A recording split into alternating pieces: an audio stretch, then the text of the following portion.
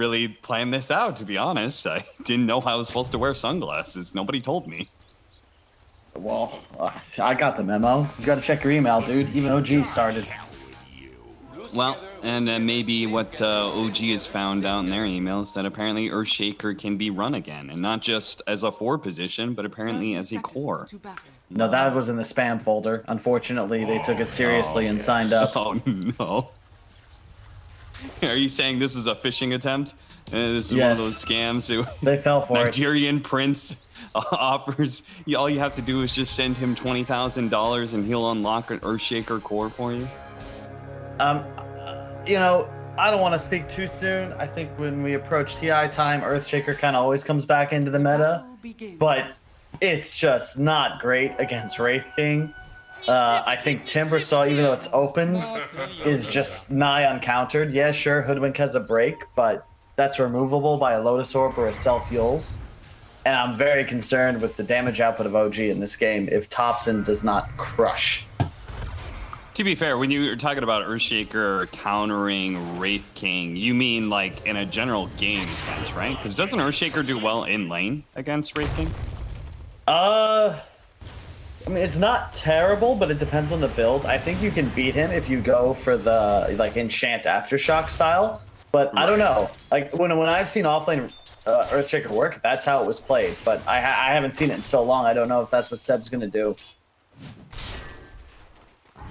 Well, we'll have to keep an eye on that. He did get Fisher level 1 just to be able to block the opposing creep wave, so his creeps would end up under tower, making it a little hard for the Wraith King to get all that CS. I'm going to watch Saksa. Oh, nice bushwhack. Managed to pull save back in as he's trying to do this pulling of the creeps. And may end up dying here as he's going to be run down river. If they can get another bushwhack, they might actually be able to kill him. Oh, nice shot. Loses his courier, but if he gets the kill, oh, whoa. He tried to move over to low ground. I think he thought he was going to be able to get 2 hits in, but not the case.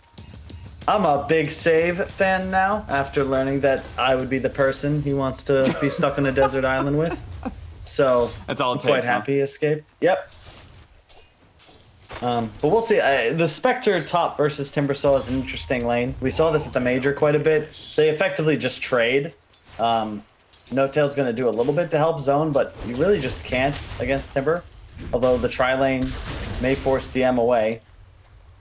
At least for now. I mean, the safe lane tri-lane makes sense, but there's a huge creep wave now facing Sumel, and VP likely just going to come up here and duel 2-on-3 to secure the XP at least. Yeah, seems like not a terrible idea between the Earthshaker offlane, so he can Fisher off for himself, and then like their only solution to this Timbersaw early is just to tri-lane against him. So we'll see how much longer this lasts, though. Samael getting plenty of last hits under tower. I went back and looked at some of the carries that he was playing for OG the last time he was on this roster. And it started off, he was playing all those, hard carries. He was playing Phantom Lancer, he was playing Spectre. But as time went on, he was playing more and more aggressive heroes. It started turning into Lycan, into Fury on safe lane. DM may end up dying here. I thought he was going to be okay, and he will be, but loses most of his life, and they're being extremely shoved out of lane. Yeah, I'll be honest, Cap. I mean, we're probably not going to see it in this tournament, to be fair. I'm sure some strats are going to be saved. But looking at Sumel and the new OG, I really hope that by the time qualifiers roll around, they've got their special flavor, But when you think about OG at TIs, they had pretty huge strategical edges. They had heroes nobody else could play. And I don't know if just putting Sumel on Ana's 4 heroes is really the best option for them as a roster. Well, they at least got to be able to have the option, right? I suppose, but Sumel, do you really see him as a Spectre player? Maybe, but if the meta turns into you need to be able to play Phantom Lancer, Spectre, Morphling, like if you have to play hard carries in order to fit the patch, then by God, Sumel's gonna have to be that kind of player, right? No, that's a good point. I mean, we know he can morph. Spectre seems just not really stylistically his. Bottom lane, Seb. Taking a bit of damage, but is just going to go for the TP out. It's going to be a close call, but he does manage to live, and he went all the way back to the fountain, so he'll have to take a walk. Bit of a walk back. Thompson in this mid matchup up against GPK has been awfully close, but it looks like GPK has secured a large number of denies. 6 denies for the puck against a Void Spirit. You're supposed to have a CS advantage as Void Spirit, right? Yeah, he's done a pretty good job. I mean, GPK is probably the best mid laner in CIS right now. He's just played the lane quite well. I think he double waved him at the very start of the game. But the concern I have is that if you look at Seb's CS, he's a little behind. He's going for the Tranquil style, and yeah, he's got 2 points Aftershock, so he'll be playing more of this aggressive, like, up-in-your-face style. But when I see a enemy Wraith King with phase boots up already, I get very concerned for the life of my offlane Shaker. Seb once again trying to go on him as best he can. It looks like straight magic wand blink dagger. Seb knows what he wants, and that is being able to start team fights as soon as possible. And it's a good way to be able to deal with GPK, especially since GPK is having a good laning phase. Having that instant disable and a large amount of burst damage is always preferable against a puck. Thompson turning around and fighting them a little bit. And that's just because he does have that jump away at any time. It's a very strange build. Okay, sorry, I for some reason didn't register he had a bottle. I'm like, what? He skipped bottle? But yeah, there's no way. Nobody does that. Yeah, that would be very weird in this patch of all things. Yeah.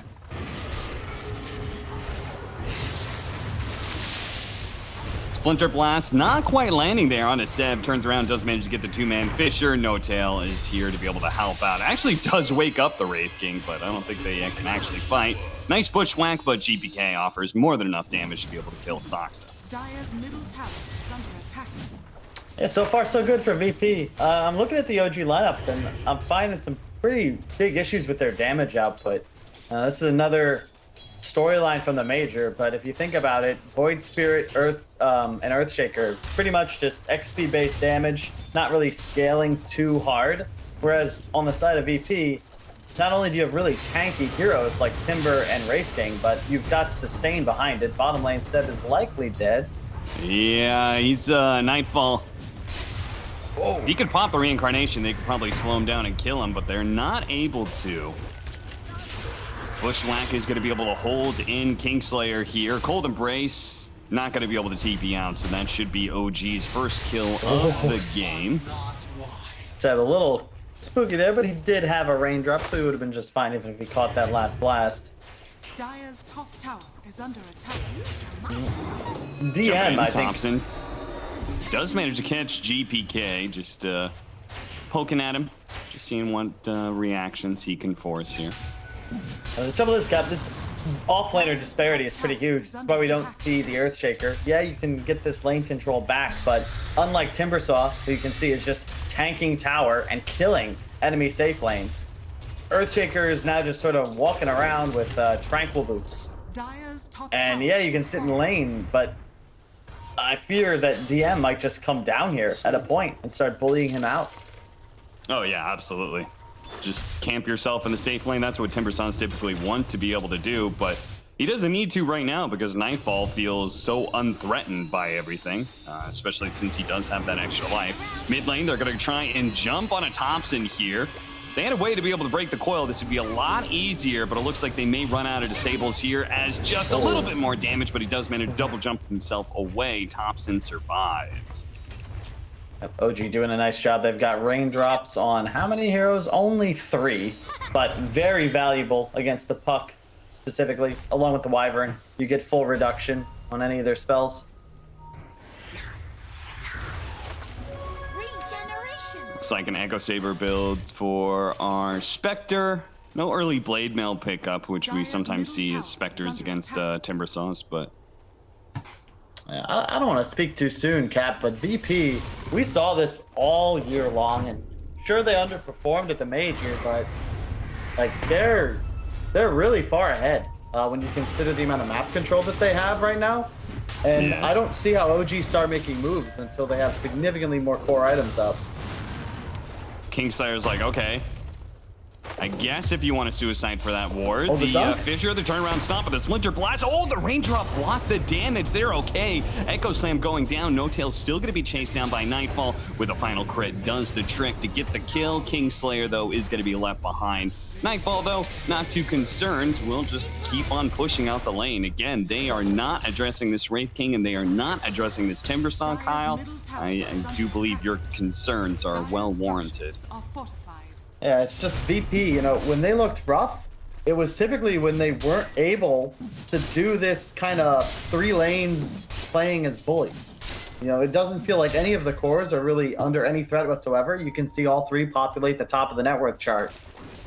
And there's no natural playmaker on the side of OG in terms of either hero in the support duo. Yeah, Thompson can get involved, but again, the issue is, oh, hang on.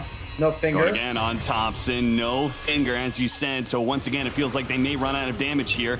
Hex follow up. There's the silence this time around. They get him, but Sumail's going to show up for this fight immediately. Cold Embrace laid on to save. They're going to point blank stomp him. GPK has another round of spells coming in soon. This does not look good for OG whatsoever, especially now the DM is here. Sumail will manage to get that 1 kill, yes.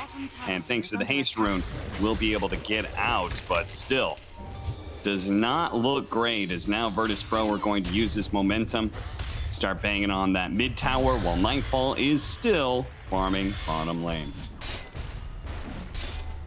I mean, Sumail has haster, otherwise I don't think he gets the kill or survives. Really nice movement from DM. He just shoves in top and just connects towards mid to guarantee his team can win that engagement. And now I love it, yeah, he's got a hood, so he just tanks tower, the offensive glyph. You're going to push with this catapult and secure tier 1 mid. And like you said, bottom lane, Nightfall, he has a relic and 600 gold. He's just chilling. I don't know, man. OG's getting smashed right now. And they legitimately just look like they can't fight, as this curse is going to set up a double kill most likely with the chakram through. Like, I don't know how to strategically analyze this one, Cap. Dire's middle tower has fallen. VP just kind of casually collecting kills and towers. Now very, very far ahead in the net worth. We're going to check the replay. Yeah, Kingslayer just uses his button. Says, oh, hey, those 2 heroes are on top of each other. And I'll ult one. And then my Timber will kill both, because they're both strength heroes that were actually, in the case of Shaker, last picked into my Timber. Yeah. Now Nightfall's going to move up to the top lane, but he's going to have that relic now. Radiance expected in just another 2 minutes. And there's going to be no space left on the map for OG to be able to farm. I mean, it's a good thing they have very active heroes, and they only want the Spectre farming at some point in time, because, well, I think there's only going to be space for Spectre to farm. Seb still needs to finish up his Blink Dagger, though. That is one thing, is that he definitely needs the Blink first. They're going to go for the shot. See if they can kill the Lion, but now Sumail has been baited into a nasty position. He's going to lose his life. Save gives him the finger. And 7-3, 5,000 net worth in. I mean, 5K is a lot, for sure. But we've seen teams come back from that. The problem is that I'm concerned OG don't even scale that well besides the Spectre. I don't know, Cap. I like how I've noticed you've started to pace your words slower. Because they're really, it's brutal right now. I'm watching. Are you trying to say that we need to slow down our commentary because there's not anything to say, and so we just space things out? What? Exactly. Kyle, I love you, but you're an idiot. Where's Curse bottom lane Kingslayer? He needs a TP in, and he's going to have one. DM actually faking the TP is not going to complete that one. So Sumail can still go for this dive, but OG have yet to pick up a kill anywhere in this game. They're not going to, or tower kill rather. They're not going to be able to take this bottom lane. It seems like Kingslayer is still going to hang out. See if there's going to be a rotation from Virtus.pro. I mean, if I'm VP, I don't want to give them anything. Once again, Kingslayer going to go for the Arctic Burn away. Sumail, he's gonna pop the Hunt, but that's not gonna be able to kill the Winter Wyvern. I'm not sure where he's planning on going with this one, but okay, he's gonna stay on top of Kingslayer. The break does actually hit. Sharpshooter onto the puck, brings him a little bit low. Save is now here. They're gonna be able to kill Seb, No Tail, and Sumail are gonna try and run down this puck. They don't really have any lockdowns between the two of them. A little bit of damage here. GPK does a lot of damage over to Sumail and turns around. DM is able to finish him off. GPK gets away from the bushwhack. He's going to be okay. No Tail, in his haste to try and help out Sumail, is going to fall behind the tier 1 tower as well. And sure enough, yeah, Virtus.pro, they don't even bring Nightfall to the engagement. Even though he had his Radiance, he decides, my team's got this one. I'm just going to push out mid lane. Yeah, I just want to clarify for the viewers at home. I'm a huge fan of Sumail and a proud owner of one of the only 10 Sumail liquid jerseys ever printed. But with that said, him and the boys are getting absolutely thrashed right now, Cap. This game is 4-on-5. Nightfall is 1-0-1. He's just chilling in the jungle, buying whatever he wants. GPK now with a blink. I don't know. Now there's an Echo Saber on Thompson. I'm not sure. I know it's the item of the patch, Cap, but I don't know if the double attack is really going to create enough of a game-breaking situation here to help turn this around. However, Seb has a Blink Dagger, maxed out Aftershock. That could do it. He's the X Factor now for his squad. Yeah, he's going to have to hit some sort of gigantic ultimate to turn this game around. Thompson with the Echo Saber does mean that when you Astral Step through, it actually does proc the Echo Saber slow. So between that and the natural Astral Step slow, they actually don't move hardly at all. But yeah, I'm going to agree with you there that it's not really going to change anything. At 7K at 16 minutes, this is typically when VP looks good. It was always with them ahead. Part of their issues in those international lands have been they weren't allowed to get this far ahead. And I love Nightfall just YOLO TPing in top, doesn't care who might be there, full vision up, but it's a Wraith King with a reincarnate. Yeah, Nightfall seems very unconcerned about this one. He may be losing his first life here. The coil's gonna go out, locking down Thompson. Thompson yet to be able to finish off the first life of Nightfall and won't be able to get it. Now Sox is running away from Save, who missed his Earth Spike. Soxa through the trees, knowing that DM wouldn't be able to pursue quite as easily, will manage to get out, but I'm not sure what exactly that idea was. Maybe they were hoping that Virtus.pro would, just 5-man up and Seb would be able to surprise them with an Echo Slam, but Virtus.pro pretty cautious in some of their moves, keeping their spacing nicely for the most part. And even if he does manage to hit that Echo Slam, there's always Kingslayer with the rebuttal, a similar combo-breaking ultimate.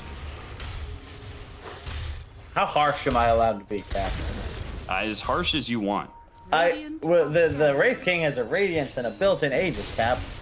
Yeah. They use a lot of spells. I watched Hoodwink channel an ultimate, an Astral in. There's nothing. Saying that move was dumb. It was really dumb, Cap. It was very dumb. It was not the kind of move that you expect to see out of players of this caliber, especially up against heroes like Puck and Lion, even Wyvern, right? Any of these three, waiting in the wings or just late TPing in, it's going to be an immediate turnaround, specifically on a hero like Void Spirit, who, again, has an Echo Saber, rather than any method of cleansing silence, dealing additional magical damage, perhaps an Ags for some sort of team fight. An earlier Orchid I could have seen. Yeah, an earlier Orchid would have been nice to be able to kill the puck, or maybe assassinate some of those supports, but as it is, because you don't have a disable, he can't even hunt down the Lion aggressively because there's a chance he just gets hexed before he gets off his Remnant. And if he gets hexed, then he's probably dead. Alright, well, they will finally get tier 1 tower here. Sumail is being gifted this one. The rest of Virtus.pro not gonna back up. They're too busy controlling the other side of the map, setting up for a tier 2 push, perhaps even going for a Roshan after this. As they're trying to chase Soxa into a position where Save can catch him out. Bushwhack going down. No Tail following up with a stomp. Okay. Radiant's bottom tower is Now under what? attack. Apparently Oh, no, nothing. Cap. Tier 2 falls and OG runs away. Hang on. Seb. Seb's Okay. got the blink. The long walk around here. All right, Thompson. Oh no, they're gonna be able to find him. Haunt, they're gonna go for the kill on the save. Save does manage to get off the Hex, but the Spectre managed to finish him off first. They do Yeah, manage to both kill the support. 2 supports. First things first.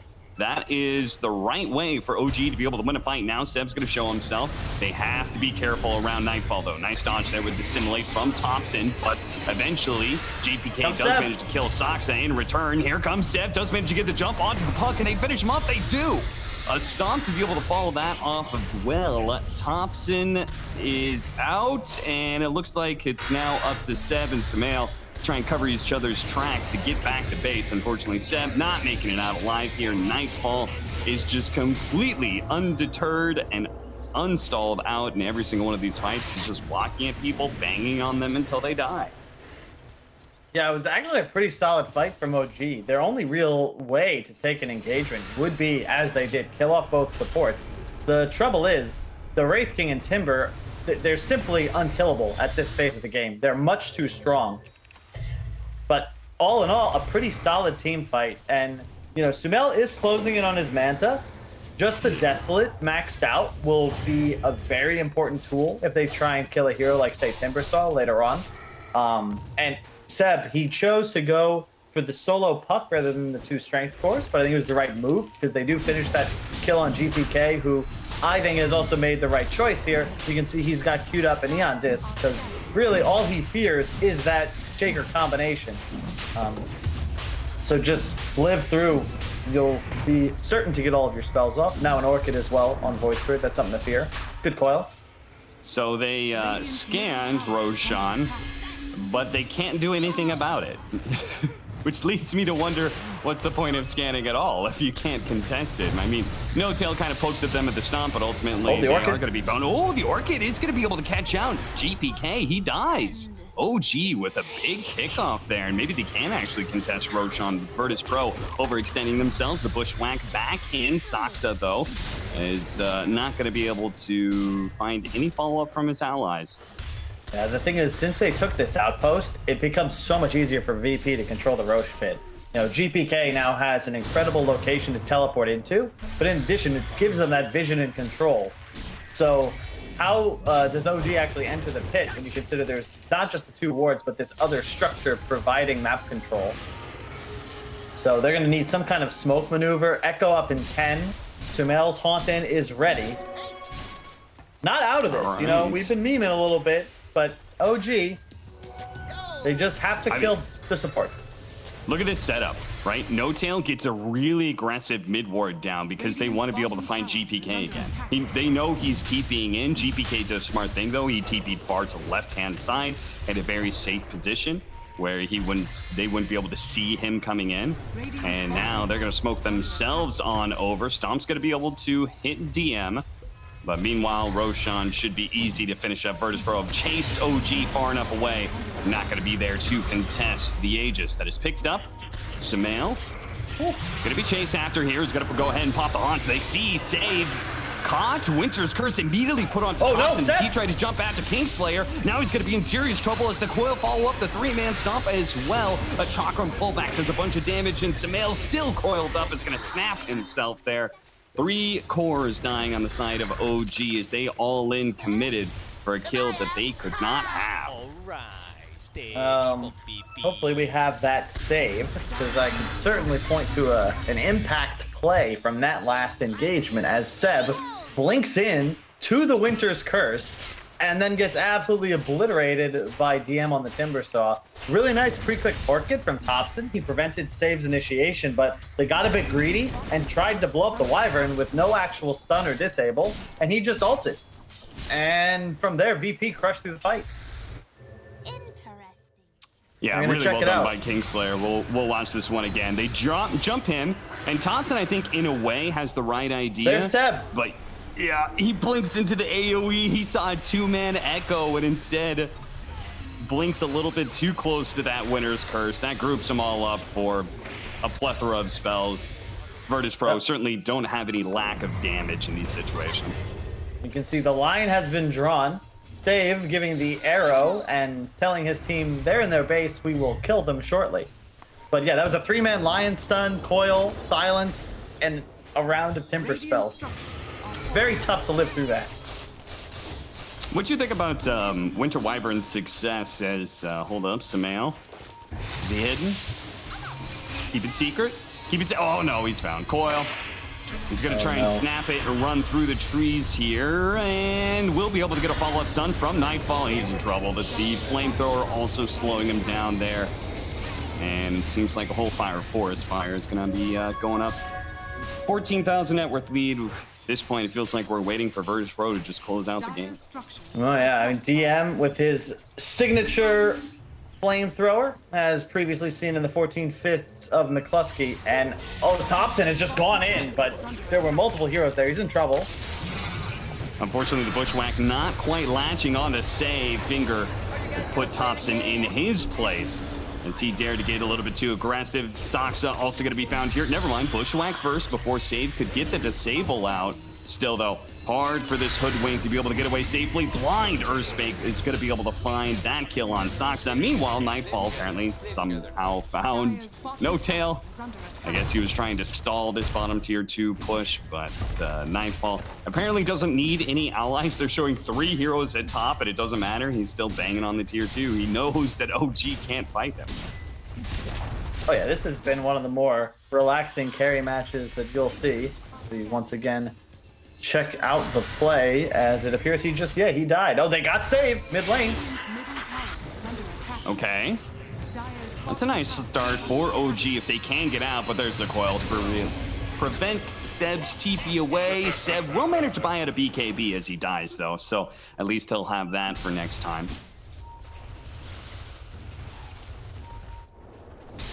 The 17k gold lead, Cat. OG have been in this situation before, and with the draft like this, they may find themselves in this situation again, but let's not count them out. Yeah, what was when you were down by this much, and that would be pretty often, what would you tell your team? I'd say, guys, you know, it's not over. Keep fighting. Play for picks. And typically, we would lose the game anyway, but I was about to say, I mean, that wasn't a very inspiring speech there, Kyle. I was not great at the motivation in games like this. It was one of my weaknesses as a captain. Charging up the sharpshooter and it misses. Well, Virtus.pro is just going to take that mid tower because Nightfall literally has been like ignoring 90% of the hero kills in this game. He is just like, I'm going to farm, I'm going to get objectives, and we're going to end this game as quick as possible. Pretty much. I mean, shout out to DM, gets tri-lane, bodies his lane anyway, takes first tower in game, and just pretty much plays a typical Timbersaw.